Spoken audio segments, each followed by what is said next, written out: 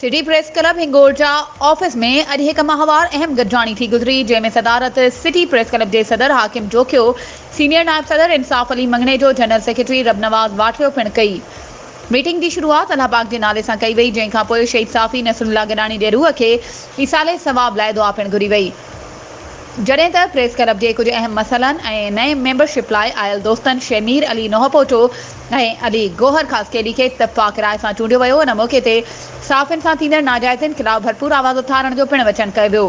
City press club हिंगोरजा जे साफ़िन सदर हाकिम Ali Jokhio, senior नायब सदर इंसाफ अली मंगणे जो, general secretary Rabnawaz Watio, working committee जो chairman Mir Khan Khoro, information secretary Kamran Faito, finance secretary Asad Jokhio ऐं ॿियनि मेंबरनि।